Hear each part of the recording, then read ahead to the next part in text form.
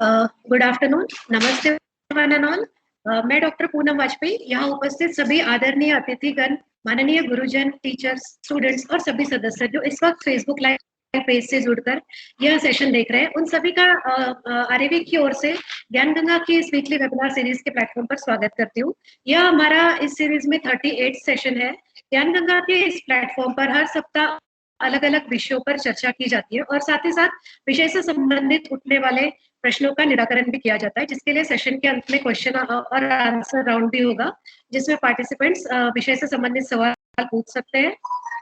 यह हमारे लिए बहुत ही गर्व की बात है कि इस ज्ञान गंगा सीरीज में को सफलतम बनाने हेतु आयुर्वेद क्षेत्र के महानुभावों और विशेषज्ञों का हमें निरंतर मार्गदर्शन और सहयोग मिला और इसे प्रत्यक्ष रूप से साकार करने और निरंतर रूप से बनाए रखने में आदरणीय पद्मभूषण वैद्य Shri Devendra Triguna sir, president of GBRAV, आदरणीय वैद्य Shri Manoj Nesari sir, advisor of Ayurveda, ministry of AYUSH, आदरणीय वैद्य Shri Anupam Srivastava sir, director of RAV, इनका बहुत ही महत्वपूर्ण योगदान है।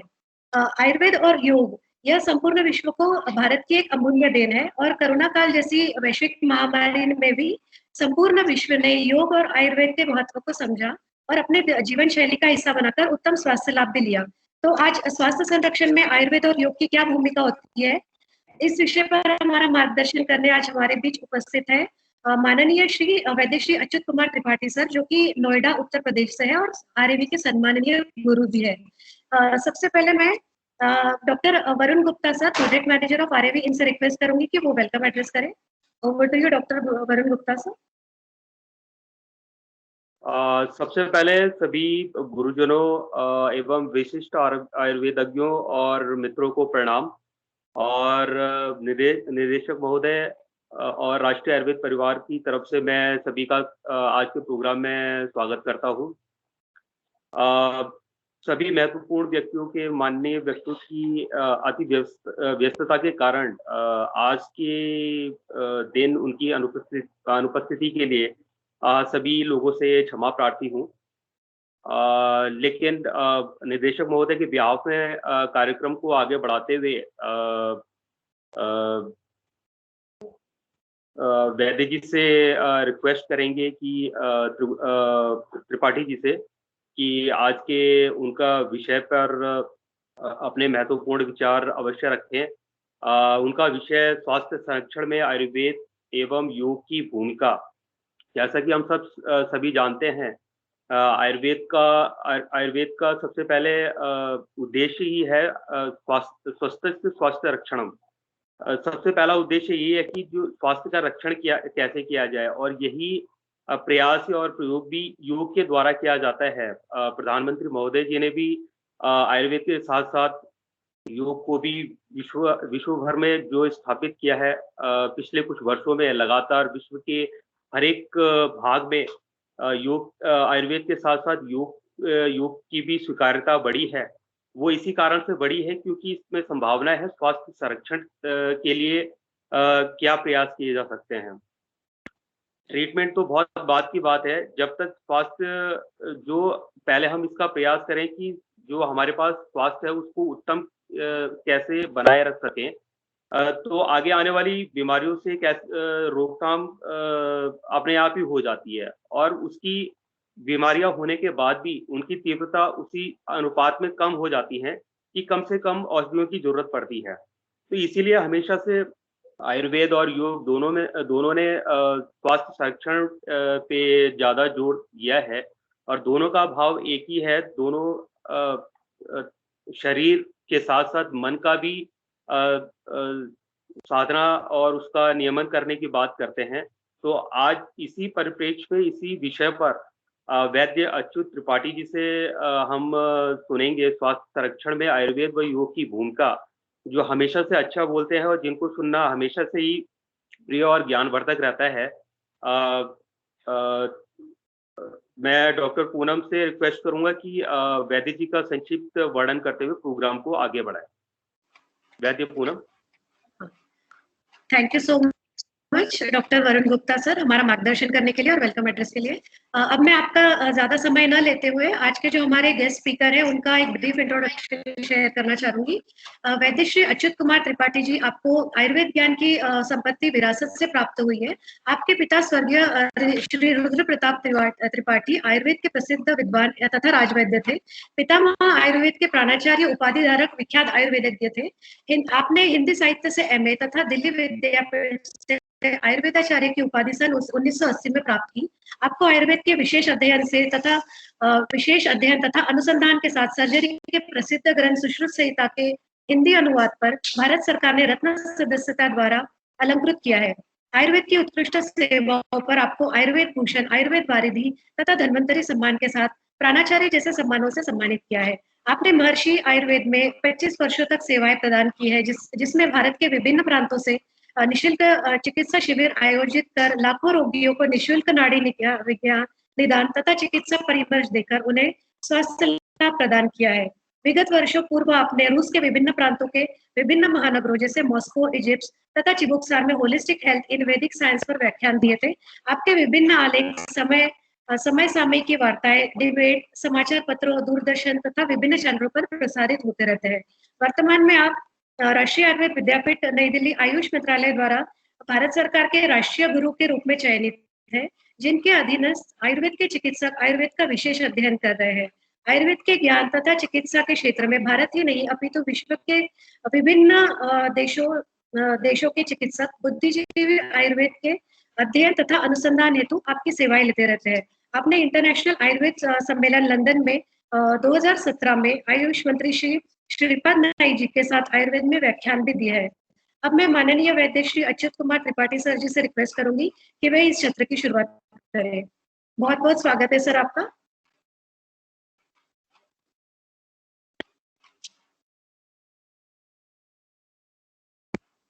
Doctor Tripathi sir.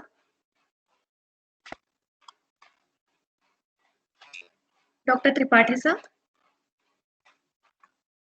Sir mike on कीजिए आप। जी सर।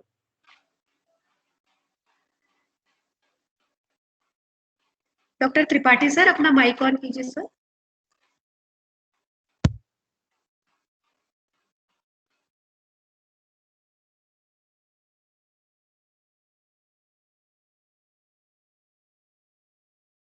सर आपकी आवाज नहीं आ रही है।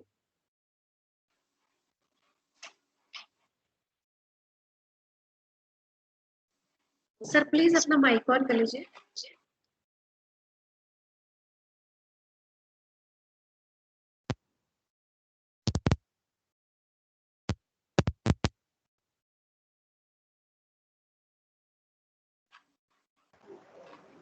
सर माइक ऑन कर लीजिए, आपका माइक शायद ऑफ है।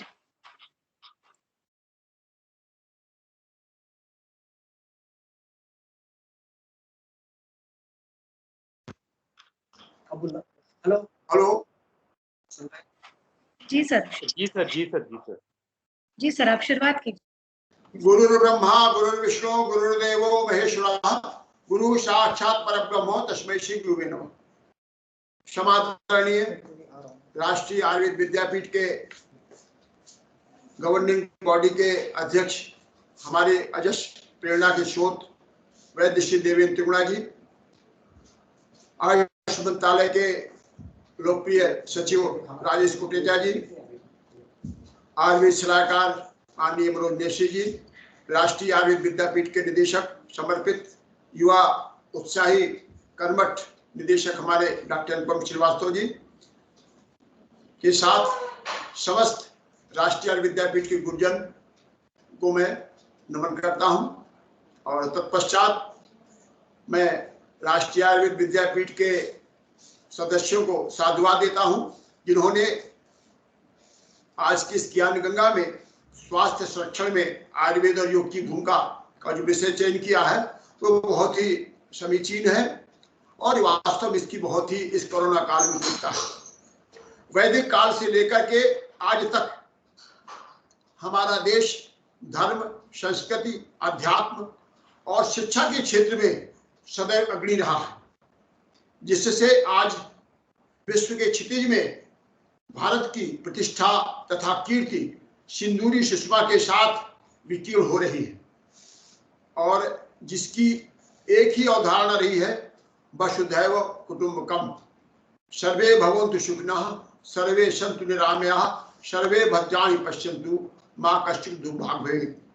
और इसी भावना से भारतवर्ष में जन्म लेने वाले संत श्रोमणि ऋषियों मुनियों में महर्षि मनु, वाल्मीकि, व्यास, आदि शंकराचार्य, रामानुज, निम्बार्क, याज्ञवल्क्य आदि के साथ विभिन्न ऋषि महर्षियों, महात्यागी, महायोगी एवं उपासना के प्रतीक आत्मविश्लेषकारी महापुरुषों का समाज ऋणी है, जिन्होंने अपनी साधना तथा तपस्या से मनुष्य के शारीरिक लाभ तथा दीर्घायु हेतु, रोगों के अपाकरण हेतु विभिन्न शास्त्रों की रचना की है, जिनमें चरक, सुश्रुत, वाग्भट, शार्ंगधर आदि आचार्यों की संहिताओं में अत्यंत प्राचीनतम दुर्लभ शास्त्र ज्ञान योग चर्चा वर्णित है। इन सभी ग्रंथों में रोग निवारण के विधान विभिन्न रूपों से वर्णित किए गए हैं, जिन सभी में योग विद्या का भी वर्णन किया गया है, किंतु सभी का मूल ग्रंथ चरक संहिता ही है। चरक संहिता जो महर्षि पातंजलि की रचना का मूलाधार है, महर्षि चक्रपाणि ने चरक संहिता की अपनी टीका में लिखा है, पातंजलि महाभाष्य चरक पीति संस्कृत ही मनोवाग काय दोषाणाम हर्षेपि हिपते नमः। इस तरह पतंजलि प्रणीत योग दर्शन साधकों और उपासकों के लिए परम उपयोगी ग्रंथ है, जिसमें योग की विस्तृत व्याख्या की गई है। अब मैं बताऊं कि योग की उत्पत्ति कैसी हुई, योग की जो शब्द है वो कैसे निकला। योग शब्द की उत्पत्ति संस्कृत की युज धातु, युज समाधो धातु प्रत्यय से हुई है। योग भाष्य के अनुसार योग समाधि सचा सार्वभौमिकश्च धर्मः, अर्थात योग समाधि को कहते हैं, जो चित्त का सार्वभौमिक धर्म है वो योग है। दूसरे शब्दों में हम कह सकते हैं योगस् चित्तवृत्ति विरोधा, योगस् चित्तवृत्ति निरोधा, अर्थात चित्तवृत्तियों का निरोध ही योग है, एकाग्रता का नाम ही योग है। याज्ञवल्क्य के शब्दों में जीवात्मा और परमात्मा का संयोग या मिलन योग है। संयोग योग इत्युक्तौ जीवात्मा परमात्मनौ। श्रीमद् भागवत गीता में भी भगवान कृष्ण अध्याय 2 के श्लोक संख्या 48 में अर्जुन से कहते हैं, योगस्थातु कर्माणि संगम त्यक्त्वा धनंजय सिद्धियो सिद्धियो समम भूत्वा समत्वम योग उच्यते। हे धनंजय, आसक्ति को त्याग करके सिद्धि और असिद्धि के में समान भाव होकर के योग में स्थित होकर के कर्मों का आचरण करके ये समत्व भाव जागृत करो, इसी को हम समत्व भाव को योग कहते हैं। तो भगवान कृष्ण ने अध्याय 6 में भी कहते हैं कि युक्ताहार विहारस्य युक्त चेष्टस्य कर्मसु युक्त स्वप्नाय बोधस्य योगो भवति दुःखः, अर्थात शरीर के लिए पौष्टिक योग युक्त आहार, नियमित दिनचर्या, नियमित समय पर भोजन, व्यायाम, ध्यान, योग तथा अपने दैनिक कार्यों के नित्यप्रति करने वाला, समय पर भोजन करने वाला, समय पर सोने वाला, समय पर जागने वाला आदि जो कार्य करता है वो कभी दुख को प्राप्त नहीं होता, और युक्ताहार विहार भी एक प्रकार का योग है। इस तरह भगवत गीता में भगवान कृष्ण से कर्मयोग, ज्ञान योग और भक्ति योग की विस्तृत व्याख्या की गई है श्रीमद् भागवत गीता में। इस तरह सारूप में हम कह सकते हैं कि हमारे समस्त दुखों का मूल चित्त का स्पंदन है। चित्त का स्पंदन वास्तव में यही मूल है, जो वास्तव में चित्त को स्थिर किए बिना कोई दुखों से मुक्ति नहीं हो पाता। तभी तो कहा है चित्ता वृत्ति निरोधया। योग शास्त्र के प्रणेता आचार्य पतंजलि ने समाधि, साधन, विभूति और कैवल्य इन 4 पादों में चित्तवृत्ति की निरोधक समाधि का तथा अभ्यास और वैराग्य का, उनके साधन का निरूपण किया है। द्वितीय पाद में समाधि की सिद्धि के लिए अष्टांग योग, तृतीय पाद में योग विभूति तथा चतुर्थ पाद में कैवल्य का स्वरूप, प्रतिष्ठा, स्थिति का वर्णन किया है, जिसे हम स्थिति प्रज्ञ कहते हैं। कैवल्य जो है एक कैवल्य मोक्ष की प्राप्ति का साधन है, जो सर्वोच्च है। सार्वजनिक तथा बहुचर्चित रूप से द्वितीय पाद में अष्टांग योग की सार्वभौमिकता से योग का पालन विश्व के विभिन्न देशों में प्रचलित है, जिसे हम यम, नियम, आसन, प्राणायाम, प्रत्याहार, ध्यान, धारणा तथा समाधि कहते हैं। अब इसका जो पहला चरण है वो है यम। अहिंसा, सत्यास्तेय, ब्रह्मचर्य, परिग्रह, यम। पातंजलि योग सूत्र के अध्याय 30 में बताया है कि अहिंसा, सत्य, आस्तेय, ब्रह्मचर्य और अपरिग्रह, ये 5 यम के भेद हैं। आज व्यक्ति की दिनचर्या अत्यधिक व्यस्त आधुनिकीकरण की भांति है, जिससे व्यक्ति में कुंठा, क्रोध, उपेक्षा, निराशा, अशांति जैसे भावों का तेजी से विकास हो रहा है, जिसमें यम के भेदों का निरूपण प्रायोगिक रूप से स्वास्थ्य की दृष्टि से सफल सिद्ध हो रहा है। तो यम में पहला भाग है अहिंसा। अहिंसा किसी प्राणी को कष्ट न देना, उसको मारना, दया का भाव रखना, ये अहिंसा है। सत्य, सत्यम वद धर्म च। भगवान बुद्ध ने कहा था कि रास्ते पर, नैतिकता के रास्ते पर चलो और सत्य का पालन करो, सत्य बोलो। और आस्ते, दूसरों की वस्तु को देख करके, दूसरों की चीजों को देख करके उसके लेने की इच्छा ना हो, उसे हम आस्ते कहते हैं।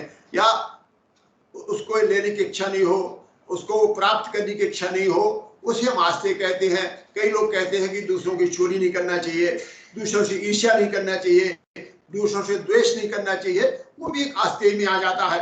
और ब्रह्मचर्य, ब्रह्मचर्य का पालन करना चाहिए, अपने पुरुषत्व की रक्षा करना चाहिए, ये ब्रह्मचर्य है। और अपरिग्रह क्या है कि आवश्यकता से अधिक किसी वस्तु का संचय न करना अपरिग्रह कहलाता है। संतोषम परमम धनम और संतोषम परमम सुखम। जो हमें भगवान ने दिया है उस पर ही हम संतोष करें और ईश्वर के प्रति ये आभार व्यक्त करें कि जो भगवान ने, ईश्वर ने हमको दिया है उसके हम आभारी हैं। और इस तरह ईश्वर के प्रति हम उनका आभार व्यक्त करें, उसे हम अपरिग्रह कहते हैं। तो इस तरह यम के 5 भेद हुए। अब दूसरा जो है योग का जो दूसरा भाग है वो है नियम। नियम क्या है? शौच, संतोष, तपः, स्वाध्यायेश्वर, प्राणिधानाम नियमः। पातंजलि योग सूत्र के अध्याय 2 में श्लोक संख्या 32 में बताया गया है कि शौच, शौच माने होता है शुचिता। शौच शब्द जो है शुचिता से बना है और शुचिता मीन्स है पवित्रता। पवित्रता, शुद्धता। और वो शुद्धता कैसी होती है? बाह्य और आभ्यंतर। बाह्य रूप से कैसी शुद्धता होना चाहिए कि हम शरीर जो है निर्मल हो, स्वच्छ निर्मल हो और नित्य प्रति हम स्वचर्या का, दिनचर्या का पालन करते रहें। तो ये तो बाह्य। और आभ्यंतर, मन में किसी प्रकार का विकार न हो, अपना वात, पित्त, कफ इनका समय समय पर निर्वहन करते रहें। और संतोषम परमम सुखम। और संतोष, जो व्यक्ति हमें, जो चीज हमें प्रभु ने दी है उस पर हम संतोष करें। ज्यादा लेने की इच्छा न करें, भाई ठीक है अपने पास इतना है, बहुत है, पर्याप्त है, मैं परिवार का भोजन चल रहा है, इतना ईश्वर ने दिया, उसके प्रति हम आभार व्यक्त करें और संतोष लेते रहें। और बराबर धन की इच्छा बराबर दूसरी वस्तु की इच्छा जो न तो इच्छा करें और न उसके प्रति स्पर्धा करें कि हमको कमाते रहना समय से मशीनीकरण की तरह। तो इस प्रकार संतोष। तो और दूसरा तब और स्वाध्याय। तब जो है ठंडी गर्मी में अप्रतिकार सहन करना, एकादशी का व्रत, द्वादशी का व्रत, निर्जला व्रत रहना, ये एक प्रकार का तप कहलाता है। धूप में, सर्दी में, गर्मी में ईश्वर के प्रति समर्पित होकर के अपना भक्ति भाव से, समर्पण से आराध्य के प्रति समर्पण करना और निराहार रहना, और एक प्रकार के तप की संज्ञा दी गई है। और स्वाध्याय, पुराण, वेद, उपनिषद, विभिन्न ग्रंथों का, अपने धर्म ग्रंथों का और अपने विभिन्न प्रकार की पुस्तकों का समय निकालकर समय समय पर स्वाध्याय करें, ये भी एक प्रकार के योग है। ईश्वर प्राणी ध्यान, शरीर, मन, वाणी तथा इंद्रियों से ईश्वर के प्रति भक्ति भाव से समर्पण होकर के भगवान का ध्यान करे, भगवान का नाम ले, ये भी एक ईश्वर प्राणी ध्यान है। और वो ध्यान कैसा हो? मूर्ति पूजा के रूप में हो सकता है, निराकार परब्रह्म परमेश्वर के रूप में भी हो सकता है। किस तरह से? ये ईश्वर प्राणी ध्यान, ये नियम के 5 प्रकार के बताए गए हैं। अब जो तीसरा है वो आसन। आसन क्या है? तन्म स्थिर सुखासनम, तत्र स्थिर सुखासनम। एक निर्जन, अच्छा, स्वच्छ, साफ, जहाँ शीतल मंद सुगंध वायु संचरण करती हो, ऐसे अच्छे साफ स्थान पर स्थिर चित्त होकर के, स्थिरता के साथ, अच्छे वातावरण में एकाग्रता के साथ, स्थिरता से देर तक सुखपूर्वक पद्मासन, सुखासन में बैठ करके, पद्मासन के साथ, सिंहासन के साथ, सुखासन के साथ बैठ करके भगवान का स्मरण करे, और इसे हम आसन की संज्ञा दे, इसे हम आसन की संज्ञा कहते हैं। और इसके बाद आता है तीसरा यम, नियम, आसन, प्राणायाम। प्राणायाम तो हर व्यक्ति जानता है। तस्मिन् सति श्वास प्रश्वास योगट विच्छेदा प्राणायाम। पतंजलि कहते हैं कि स्थिर आसन पर व्यवस्थित होकर के श्वास प्रश्वास इन दोनों को विच्छेद हो जाने पर, गति का विच्छेद के साथ जो क्रिया है उसे हम प्राणायाम कहते हैं। यह 3 प्रकार का होता है। रेचक श्वास का खींचना, पूरक श्वास का रोकना और कुंभक श्वास का निकालना। प्राणायाम से शरीर के सारे दोष नष्ट हो जाते हैं तथा ज्ञान रूप प्रकाश का संचरण सारे शरीर में होता है, और हमारे फेफड़ों की जो अनियमितताएं हैं वो सुंदर हो जाती हैं, और फेफड़ों का एक सुंदर सा व्यायाम होता है। शरीर के सारे दोष नष्ट हो जाते हैं। ततः क्षीयते दोषा दिव्य प्रकाश वर्णाम तपोन परमम प्राणायाम मात कोहि विशुद्धि निर्मलानाम दीप्त ज्ञान च। कहते हैं कि प्राणायाम से बढ़कर के कोई दूसरा तप नहीं है। इससे सारे दोष भूल जाते हैं और ज्ञान रूप दीप शिखा प्रदीप्त हो जाती है।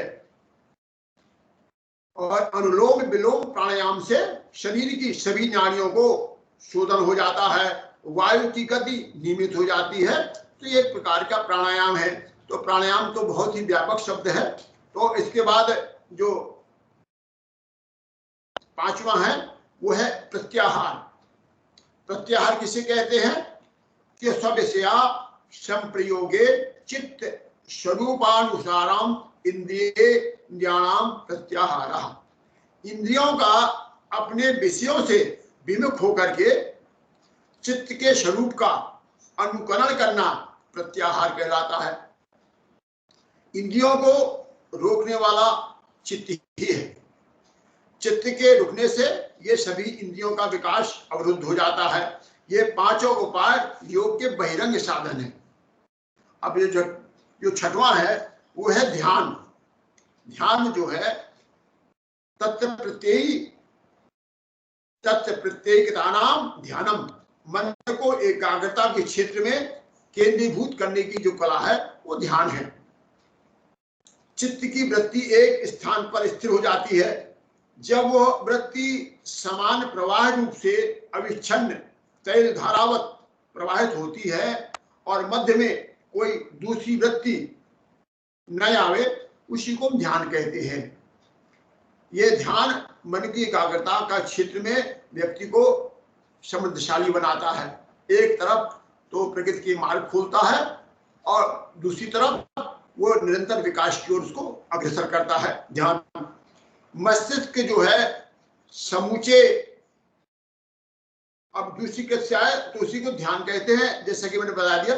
तो मस्तिष्क जो है समूचे कार्य क्षेत्र का संचालक है। इनमें विचारों का उद्गम स्थान मस्तिष्क ही है। एक और जब स्थिर चित्त होकर के, मन एकाग्र होकर के मस्तिष्क शांत और प्रसन्न मन जब प्रगति का अभ्युदय द्वार खोल देता है, तो वहीं दूसरी ओर चिंतित अशांत और उद्विग्न मन अनेक विपदाएं खड़ी कर देता है, जिससे उद्विग्न मन शारीरिक स्वास्थ्य पर बहुत ही घातक प्रभाव होता है। तो ये चरक ने कहा है कि धी धृति स्मृति विभ्रष्टा कर्मयत करते शुभम प्रज्ञा प्राधम तम विद्या सर्वदोष प्रकोपयम। अर्थात धी माने बुद्धि, धी धृति स्मृति के भ्रष्ट हो जाने से जब मनुष्य अशुभ कार्य करता है, तब सभी शारीरिक और मानसिक दोषों को प्रकुप्त करने वाले कारण प्रज्ञा अपराध कहलाते हैं। भगवान श्री कृष्ण ने गीता में भी अध्याय 3 में कहा है, संगात संजायते कामा कामात् क्रोधो विजायते क्रोधो भवति सम्मोहा सम्मोहात् स्मृति विभ्रंशा बुद्धिनाशो बुद्धिनाशो प्रणश्यति। संगात संजायते काम, काम से जो है क्रोध की उत्पत्ति होती है। संगात संजायते का क्रोधो भवति कामात् संगात संजायते कामा कामात् क्रोधो विजायते और क्रोधो भवति सम्मोहा, क्रोध से जो है मोह का जन्म होता है। अब मोह बहुत मोह से जो है बुद्धि भ्रष्ट हो जाती है और बुद्धि के भ्रष्ट हो जाने से सब कुछ नष्ट हो जाता है, व्यक्ति पतन के रास्ते पर चला जाता है। तो मन के एकाग्रता के क्षेत्र में जब हम मन मस्तिष्क और हृदय को प्राणायाम के माध्यम से ध्यान करते हैं, तो उस ध्यान में समस्त बीमारियां तिरोहित हो जाती हैं। तो इस ध्यान की जो है 3 प्रकार की स्थितियां होती हैं। एक होता है जागृत, स्वप्न और सुषुप्ति। जागृत क्या है? हमने आंखों में बंद आंखों से प्राणायाम करने के बाद किसी चीज का चिंतन किया, सोचते रहे, और जो व्यक्ति सामने दिखाई चीजें जो अवस्था दिख रही है उसे जागृत कहते हैं। मान लीजिए कि घर में माता जी का स्वास्थ्य खराब है और हम निरंतर हमारा चिंतन माता जी के स्वास्थ्य के प्रति है। वो हमें दिखाई दे रहा है कि माता जी अस्पताल में एडमिट है और वो बीमार है। ये स्थिति जो है जागृत की हुई। जब रात को हम सोते हैं तो स्वप्न में भी माता जी का दृश्य, माता जी की रोग, माता जी की स्मृतियां हमारे स्वप्न पर चित्र होती रहती है। तो निरंतर जब चित्रित होती रहती है और हम माता जी के सेवा कार्य में शुश्रूषा में नहीं जा पाते, और तब एक तो जब तीसरी स्थिति आती है, वो होती है स्थिति सुषुप्ति की, तुर्यातीत की। और सुबह जब पता चलता है कि माता जी का स्वर्गवास हो गया, और जब सुबह पहुंचते हैं तो हमको खबर ही मिल जाती है कि उनका स्वर्गवास हो गया। तो जब ये तीसरी स्थिति होती है, ये तुर्यातीत की स्थिति होती है, जब मन एकाग्रता से जागृत स्वप्न सुषुप्ति तुर्यातीत की स्थिति पहुंच जाता है, तो उसे हम तुर्यातीत की स्थिति कहते हैं। तो इसकी मन की एकाग्रता को रखने के लिए इसका निरंतर ध्यान आवश्यक है। और जब ध्यान से विचलित हो जाते हैं तब वो स्थिति जो है उद्विग्नता की हो जाती है। जैसा कि अभी हमने प्रज्ञा अपराध में बताया कि समस्त बीमारियों का मूल आधार प्रज्ञा अपराध है, और वो मनुष्य में तम और रस की अभिवृद्धि हो जाने से सत्व, युवा में सत्व गुण जो है व्यक्तियों में कम हो जाता है, उत्पन्न कम होता है। तो तम और रज की अभिवृद्धि हो जाने से मानव संस्कारों और विचारों का निर्माण मानव मस्तिष्क में कम हो जाता है, जिससे चेतना में अहंकार का जन्म हो जाता है और चेतना का निर्मलीकरण मलिनता की ओर अभिमुख हो जाता है। निर्मल चेतना सतोगुणी तथा सफलता का आधार होती है, और जब अहंकार होता है तो उससे मन उद्विग्न हो जाता है। अब मैं आपको बता दूं कि इस चेतना के 3 स्तर होते हैं। पहला है कार्य क्षेत्र, जो कि विचारों पर आधारित होती है, और दूसरा है विचार, थॉट जिसे हम कहते हैं विचार, और तीसरा है विचारों का स्रोत। तो ध्यान की प्रक्रिया में मन को स्वतंत्र रूप से छोड़ देते हैं, जिससे वो धीरे धीरे सूक्ष्म स्तरों पर पहुंच करके चिंतन के क्षेत्र में गहराई की ओर जाने लगता है। इस तरह ध्यान की शैली वह प्रक्रिया है जो मन के सूक्ष्म स्पंदनों को जागृत कर तुर्यातीत की स्थिति में ला देती है। इन स्पंदनों में हमारी वाणी, भाव, विचार में सकारात्मक का संचार होकर के गंभीरता का संचार होता है, गंभीरता की उत्पत्ति होती है, जो आत्मिक सुख को प्रदान करता है।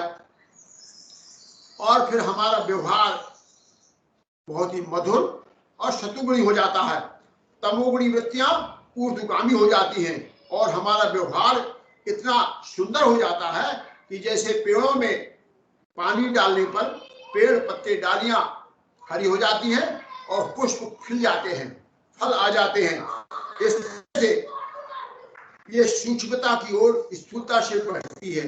ये जो हमारी सात्विक विचारों की तरंगे हैं, ये स्थूलता से सूक्ष्मता की ओर बढ़ती है, तब वो स्थिति प्रज्ञा कहलाती है। इस स्थिति में चेतना सूक्ष्म स्तर से पार होकर के विशुद्ध चेतना में पहुंचने लगती है। तब हम पूर्ण ज्ञान की स्थिति को प्राप्त कर लेते हैं।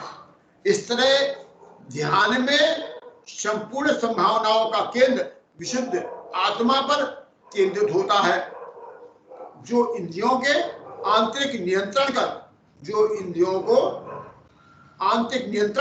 बौद्धिक विकास की वृद्धि करता है और आत्मनिर्भरता की प्रक्रिया को विकसित करता है, जिससे सामाजिक योग्यता में अभिवृद्धि हो जाती है और वह सामाजिक अभिवृद्धि नैतिकता के मार्ग पर आरूढ़ होने की हमें प्रखर प्रेरणा देती है। अर्थात ध्यान जो है एक प्रवृत्ति परक तथा निवृत्ति परक का मार्ग है। प्रवृत्ति परक का स्रोत संसार है, जड़ पदार्थ है, और निवृत्ति परक का क्षेत्र अध्यात्म है, जो अलौकिक है। ध्यान द्वारा मन की चंचलता सीमित हो जाती है और मन एक स्थान में रुकने को अभ्यस्त हो जाता है। तब ध्यान की स्थिति उत्पन्न हो जाती है और तभी चित्त की एकाग्रता उत्पन्न हो जाती है। इस तरह ध्यान द्वारा सभी वेदनाओं का शमन होने लगता है, मन नियंत्रण में हो जाता है। तब चित्त के निर्मलीकरण से दीर्घायु की प्राप्ति होती है। बृहदारण्यक के उपनिषद में लिखा है, इच्छा प्रधान व्यक्ति जैसा संकल्प लेता है, जैसा कर्म करता है और वैसा ही वो बन जाता है। ये ध्यान का अनुपम प्रभाव कहलाता है। इसी ही ध्यान की एकमात्र विधि है। तो बहुत ही सरल विधि है ध्यान की। तो ध्यान जब व्यक्ति करत करत अभ्यास होते और जड़मति होत सुजान, इसके लिए बड़े बड़े ऋषि मुनियों को ध्यान करने के बाद अभीष्ट ज्ञान की प्राप्ति होने बहुत ही समय लग जाता है। यदि किसी को दिल्ली जाना है तो कोई वाया अलीगढ़ जाता है, कोई वाया कानपुर जाता है, कोई वाया लखनऊ जाता है और कोई सीधा वाया नोएडा से परपटगंज सीधा निकल जाता है। तो ये ध्यान, तो इसी तरह इस ध्यान की स्थितियां जब तुर्यातीत स्थिति होती है तो हम सीधा दिल्ली जो है परपटगंज से निकल जाते हैं। और जो तुर्यातीत स्थिति प्राप्त करने के लिए हमको अलीगढ़, मथुरा, आगरा, झांसी होते हुए लंबा मार्ग तय करने में समय लग जाता है। तो इस तुर्यातीत की स्थिति मन की स्थिति होती है। भगवान परशुराम ने जब हिमालय में साधना कर रहे थे, तप कर रहे थे, उस समय जनकपुरी के धनुष्यभंग का उनको आभास हुआ और वो उनके तुर्यातीत की स्थिति और जनकपुर पहुंचे। तो इस तरह से ये तप का प्रभाव था। अब जो है सातवां जो योग का विषय है, आसन, प्राणायाम तथा प्रत्याहार, ये 5 योग के बहिरंग साधन हैं। इनके सिद्ध होने पर अंतरंग साधनों का अभ्यास प्रारंभ होता है। अंतरंग साधनों में पहला साधन है, और धारणा क्या है कि चित्त की चंचलता को दूर करने हेतु उसे शरीर के किसी एक विशेष भाग में अथवा बाह्य प्रदेश में किसी एक विशेष बिंदु पर स्थिर करने की जो क्रिया है उसको हम धारणा कहते हैं। इसके लिए भ्रुकुटी, नासिकाग्र, हृदय कमल अथवा शरीर के षड चक्र, शरीर के कुंडली जागरण में 6 चक्र होते हैं, जिसमें गुदा के पास मूलाधार होता है, इसके बाद स्वाधिष्ठान होता है, मणिपुर होता है, अनाहत, विशुद्ध, आज्ञा एवं सहस्त्राधार। ये 6 से 7 चक्र होते हैं। इनमें सुषुम्ना नाड़ी द्वारा मन को पूर्ण एकाग्रता की दिशा में ला करके चित्त को स्थिर करने की जो कला धारणा है वो धारणा कहलाती है, जो निरंतर ध्यान के अभ्यास से ही हमें प्राप्त हो सकती है। जो पीड़ा, पिंगला, सुषुम्ना की जो नाड़ियां हैं, नाड़ी है, वो तो सुषुम्ना इसका सूत्र है। तो शास्त्र धारा जो आज्ञा चक्र है, आज्ञा चक्र के बाद हृदय कमल चक्र में मन की स्थितियां, तुर्यातीत स्थितियां पहुंच करके व्यक्ति को एक अभीष्ट ज्ञान की प्राप्ति देती है। तो वो एक प्रकार की धारणा कहलाती है। और धारणा के बाद जो स्थान है, धारणा के बाद जो स्थिति होती है, जो सर्वोच्च स्थिति कहलाती है, वो कहलाती है समाधि, जो योग का अंतिम चरण है। समाधि, समाधि क्या है? योग का अंतिम साधन समाधि है। इसमें ध्याता, ध्येय और ध्यान तीनों एक हो जाते हैं। तब संयम के माध्यम से बुद्धि की शुद्धि का निर्मलीकरण हो जाता है। एक अनंत प्रकाश, अनंत ऊर्जा का संचार होता है, और वो बुद्धि ऋतंभरा प्रज्ञा कहलाती है। उस बुद्धि को क्या कहते हैं हम? ऋतंभरा प्रज्ञा कहते हैं, जिससे मनुष्य को वस्तु के स्वरूप का यथार्थ एवं पूर्ण ज्ञान हो जाता है। यही योग साधना की पराकाष्ठा है, जिसका उदाहरण हमने आपको बताया कि विभिन्न प्रकार के ध्यान के बाद एक माता जी का उदाहरण बताया, तुर्यातीत स्थिति का, भगवान परशुराम का बताया। इस साधन में व्यक्ति अपना संपूर्ण समर्पण ध्येय और ईश्वर के प्रति समर्पित कर देता है। श्रीमद् भागवत गीता में अध्याय 6 में भगवान कृष्ण कहते हैं, यथा दीपो निवातस्थो मेघते शुभ मास्मता योगिनो यत् चित्तस्यो युञ्जतो योग मात्मनः। जिस प्रकार वायु रहित स्थान में दीपक हिलता डुलता नहीं है, इसी तरह योगी का मन वश में होता है और वो आत्म तत्व के ध्यान में सदैव स्थिर हो जाता है। इस प्रकार शरीर, मन तथा कर्म में निरंतर संयम का अभ्यास करते हुए संयमित मन वाले योगी को इस भौतिक अस्तित्व की समाधि पर भगवान की प्राप्ति होती है, जिसे हम समाधि कहते हैं।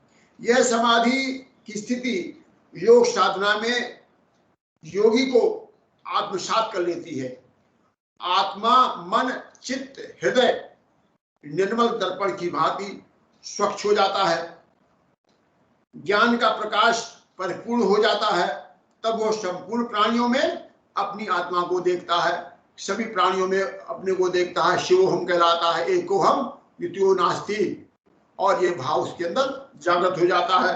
तभी और वो व्यक्ति इतना प्रिय हो जाता है कि सभी के लिए वो प्रिय हो जाता है। पाप और ताप उसे स्पर्श नहीं करते, और इस प्रकार की स्थिति जो कहलाती है वो समाधि कहलाती है। गीता में भगवान कृष्ण कहते हैं, योग योग पुक्तो विशुद्धात्मा विजितात्मा जितेंद्रिया सर्वभूतात्म भूतात्मा कुर्वन्नपि न लिप्यते। अध्याय 5 श्लोक संख्या 7 में भगवान कृष्ण कहते हैं, इस प्रकार कि जो किसी में लिप्त नहीं होता, समभाव विषमभाव सारे उसके जो है न चिंता, द्वेष, भय, शोक से परे होता है। मान अपमान, जय और पराजय, इससे वो अपने को विलुप्त रहता है। जिस प्रकार से कि कमल के पत्ते पर पानी डालने से उसकी कोई प्रतिक्रिया नहीं होती, ठीक उसी प्रकार उसका मन निर्मल हो जाता है और किसी प्रकार का कोई भाव उसके अंदर मान अपमान का जन्म नहीं ले पाता। तो ये स्थिति जो है समाधि की कहलाती है और समाधि की स्थिति के लिए युगों युगों से लोगों को साधना करना पड़ती है। साधना से ही समाधि की ही स्थिति प्राप्त होती है। अब जो है ये तो ये अष्टांग योग रहा। अष्टांग योग से व्यक्ति को सिद्धि, परासिद्धि, आध्यात्मिक सिद्धि, लौकिक सिद्धि और पारलौकिक दोनों सिद्धियों का ज्ञान प्राप्त होता है। जो जैसा सोचता है वो वैसा उसके जीवन में घटता है, वही जीवन में से प्राप्त होता है। सकारात्मक ऊर्जा का संचार होता है, नकारात्मक ऊर्जा नष्ट होती है और इस सकारात्मक ऊर्जा से उसकी बुद्धि का विकास, समाज का विकास निरंतर होता रहता है। और इस ध्यान धारणा से समाधि की स्थिति से क्या होता है कि जो मन के अंदर भाव हैं, विकारी भाव हैं, जैसे क्रोध उत्पन्न होना, चोरी का भाव, व्यभिचार का भाव, वासना का भाव, हिंसा का भाव, ऐसे भाव स्वतः जो है तिरोहित हो जाते हैं, जन्म हो जाता है। जब उसमें सकारात्मक ऊर्जा का संचार होता है तो ऐसे भाव स्वतः समाप्त होते चले जाते हैं और वह व्यक्ति जो है सजन के रूप में एकाग्रता खेल में बढ़ जाता है। तो ध्यान प्रवृत्ति और निवृत्ति दोनों का स्रोत है। इस तरह जो अष्टांग योग है, अष्टांग योग का वर्णन युगों युगों से महामुनियों ने किया है।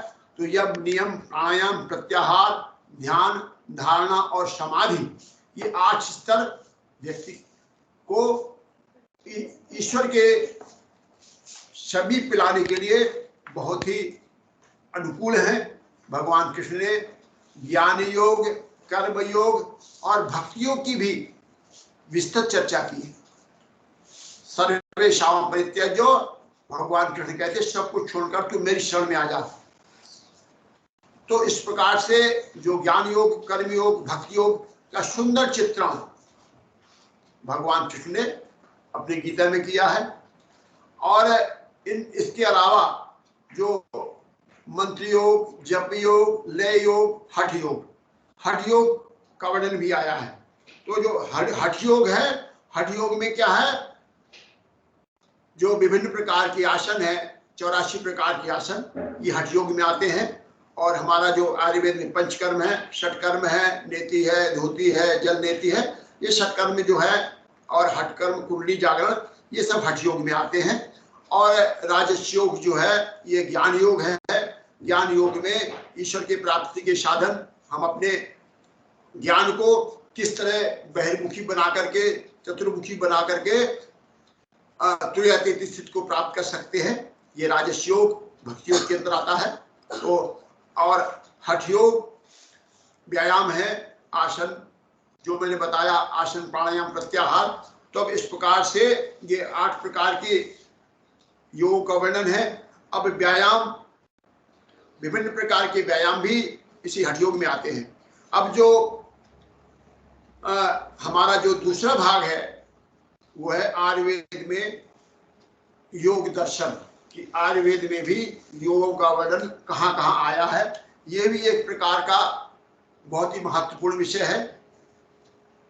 जैसा कि आप सबको ज्ञात ही होगा कि आयुर्वेद के 2 प्रयोजन होते हैं, स्वास्थ्य से स्वास्थ्य रक्षण, आतुरस्य विकार प्रशमनम च, अर्थात स्वस्थ व्यक्ति के स्वास्थ्य की रक्षा करना और रोगी को रोग मुक्त करना।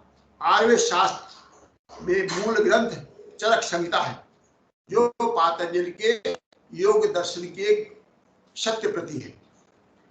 अर्थात ये कह सकते हैं कि योग के पातंजलि के मूल ग्रंथ पर आधारित है हमारी चरक संहिता, जिसमें भी शरीर की परिभाषा का, जिसमें आयु की परिभाषा बहुत ही सुंदर ढंग से की है। शरीर इंद्रिय सत्वात्म संयोग धारी जीविताम अनित्य गश्चान बंधस्य पर्यायरा उचिते। ये चरक संहिता में है, प्रथम अध्याय सूत्र स्थान में। तो कहते हैं कि इस तरह से पातंजलि का जो सिद्धांत था वही सिद्धांत हमारे चरक संहिता में दिया हुआ है। शरीर, इंद्रिय, मन, आत्मा के संयोग का नाम आयु है। आयु निरंतर गति करने से, गतिशील होने से इसे हम आयु की संज्ञा देते हैं।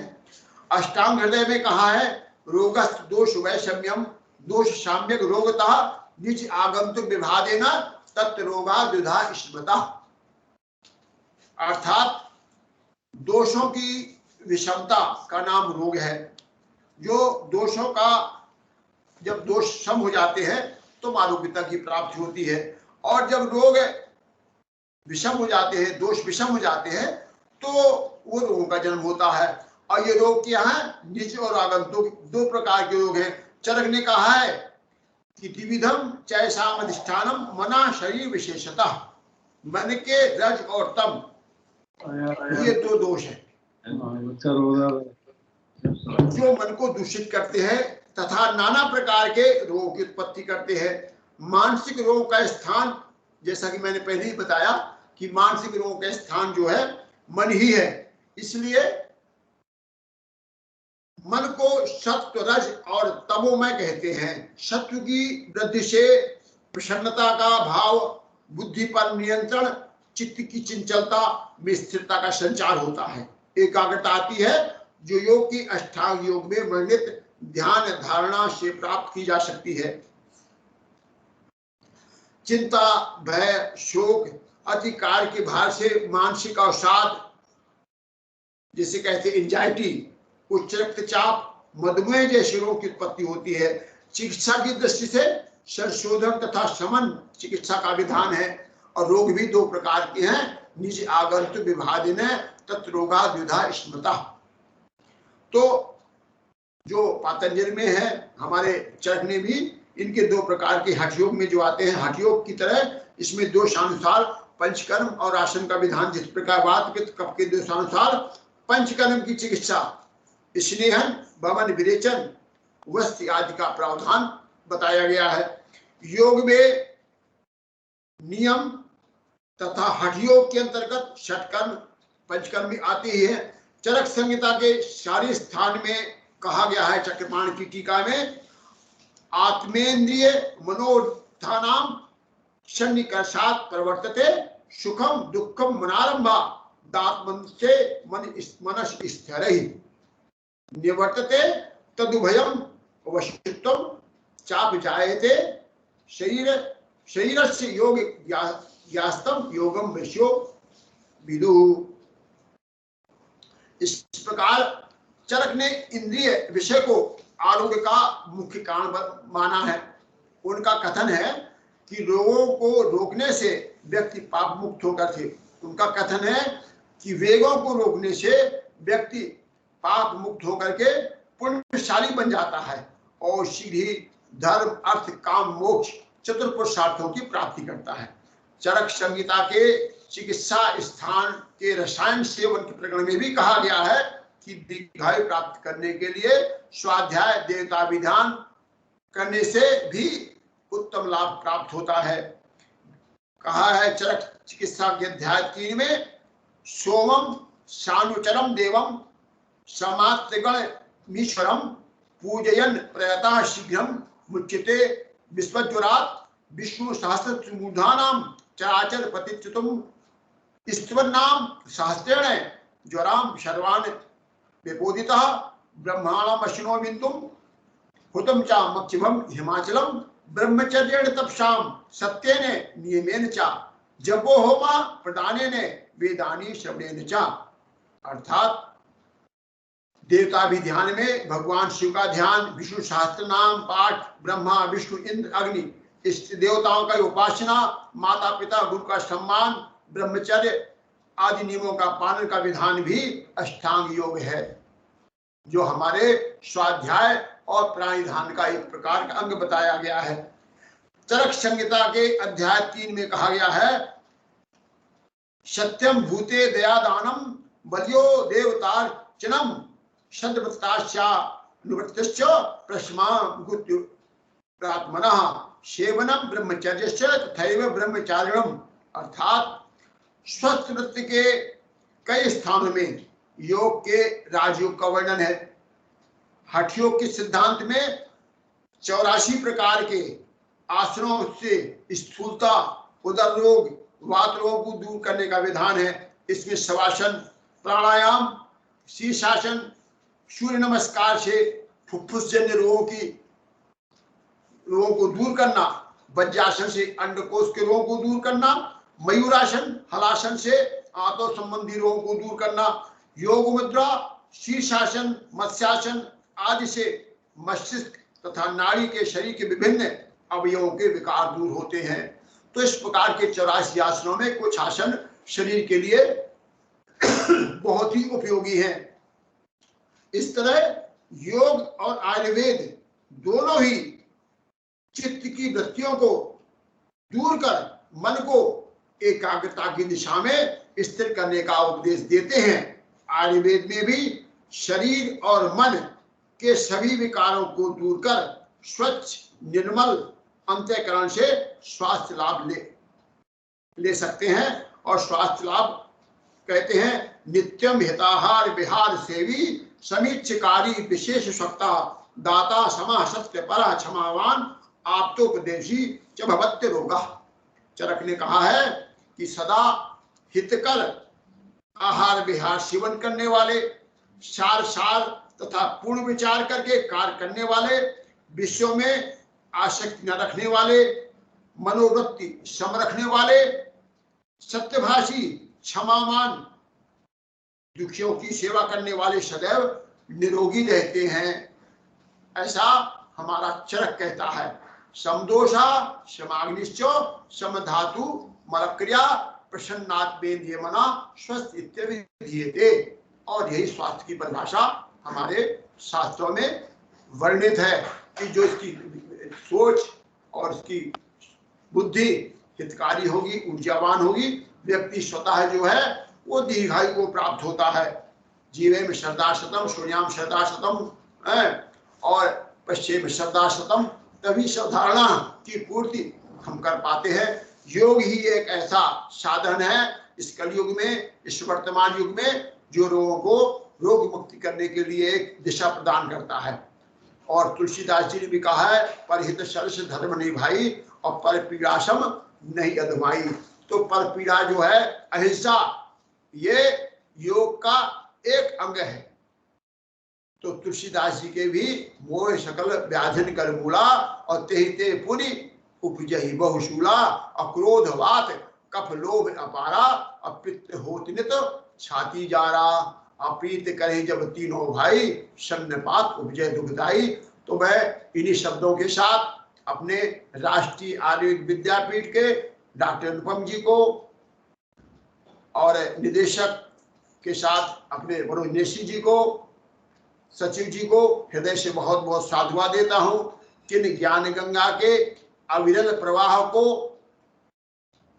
संचालित करने में इनका योगदान अतुलनीय है। मैं फिर इन्हीं शब्दों के साथ इनको बहुत बहुत साधुवाद और इनका स्वागत करता हूं। धन्यवाद। बहुत बहुत धन्यवाद सर। शास्त्रों में वर्णित अष्टांग योग, योग पद्धति और आयुर्वेदिक जो विविध कर्म या क्रियाओं के द्वारा हम किस तरह उत्तम स्वास्थ्य लाभ कर सकते हैं, इस पर विस्तृत जानकारी देने के लिए और हमारा मार्गदर्शन करने के लिए और हम साथ ही साथ हमारा ज्ञानवर्धन करने के लिए आरएवी की संपूर्ण टीम की ओर से आपका बहुत बहुत धन्यवाद सर। और अपने जो बहुमूल्य ज्ञान और अनुभवों को हमारे साथ साझा किया उसके लिए बहुत बहुत धन्यवाद। अब मैं पूछना चाहूंगी, अगर कोई महोदय अगर किसी तरह का सवाल पूछना चाहते हैं या कुछ विचार व्यक्त करना चाहते हैं तो वे कर सकते हैं।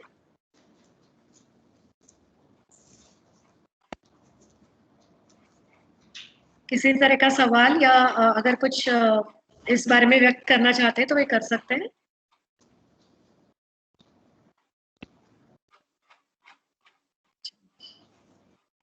प्रणाम सर।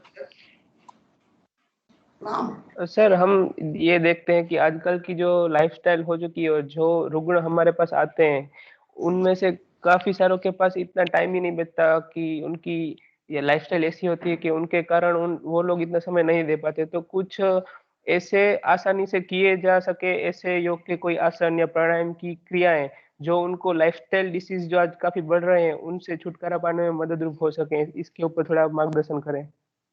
देखिए, अगर हम ईमानदारी से 3 मिनट से लेकर 5 मिनट तक कभी यदि योगाभ्यास कर लेते हैं तो हमारे जीवन की बहुत बड़ी उपलब्धि है, जिसमें प्राणायाम कर सकें, पद्मासन में बैठ सकें, सुखासन में बैठ करके प्राणायाम कर लें, पद्मासन है, जो भी सुलभ आसन है जिससे शरीर को कष्ट न हो, हाथ पैरों को गति देते रहे, जिससे रक्त का संचरण हो, प्राणायाम अवश्य करें सुखासन में बैठ करके। और जब प्राणायाम करेंगे तो आभ्यंतर और बाह्यांतर दोनों इंद्रियों का शुद्धिकरण होगा, रक्त का संचार होगा।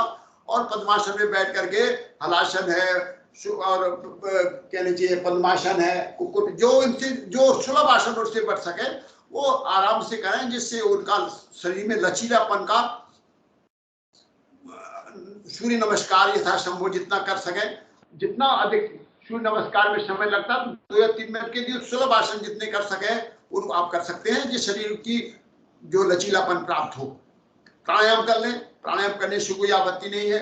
हलासन है, प्राणायाम है, पद्मासन है, सुखासन है, ऐसे आप बैठ करके किसी भी इसका ध्यान कर लें 2 मिनट के लिए। जिस प्रकार से शरीर के चलाने के लिए, शरीर संचालन के लिए उत्तम भोजन, पौष्टिक आहार की आवश्यकता होती है, उसी प्रकार से मन, मस्तिष्क और हृदय को दीर्घजीवी बनाने के लिए, पॉजिटिव थिंकिंग, सकारात्मक पूजा के लिए ध्यान आवश्यक है।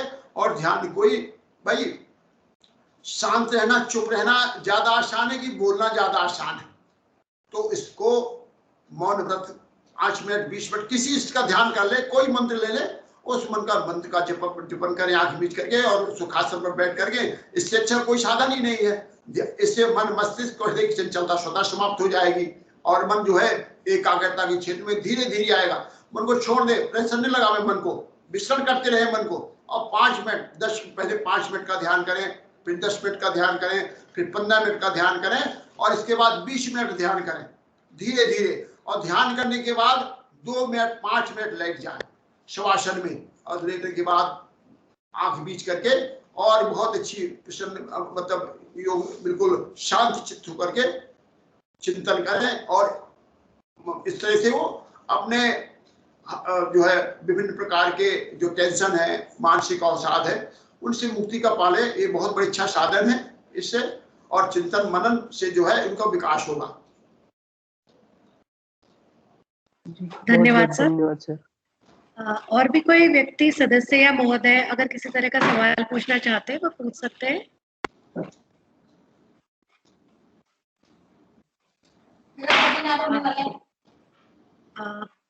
ठीक है, बहुत बहुत धन्यवाद सर। अब हम इस सत्र की समाप्ति करते हैं। अब मैं डॉक्टर अनु रुहेला से रिक्वेस्ट करूंगी कि वो आभार प्रदर्शन करें।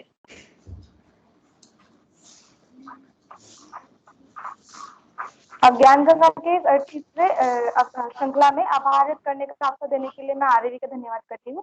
सर्वप्रथम मैं आज के प्रवक्ता वैद्य अच्युत त्रिपाठी सर का हार्दिक धन्यवाद देती हूँ। स्वास्थ्य संरक्षण में आयुर्वेद और योग की भूमि पर उनका विस्तृत चर्चा हमारे ज्ञान को समृद्ध करने के लिए आपका धन्यवाद सर।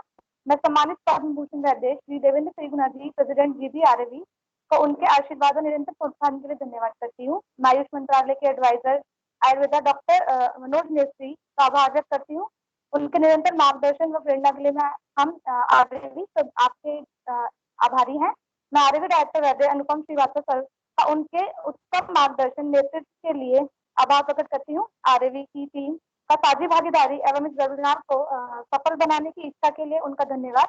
मैं सभी प्रतिभागी गुरुओं व शिष्यों का भी आभार व्यक्त करती हूँ जो इस पूरी श्रृंखला में लगातार जुड़े रहे हैं। अगले वेबिनार का विषय बहुत ही जल्द आपके साथ साझा किया जाएगा। धन्यवाद। बहुत बहुत धन्यवाद। आज के इस सत्र की हम यही समाप्ति करते हैं। अगले सप्ताह हम फिर मिलेंगे एक नए टॉपिक के साथ। तब तक के लिए बहुत बहुत धन्यवाद। आपका दिन शुभ हो।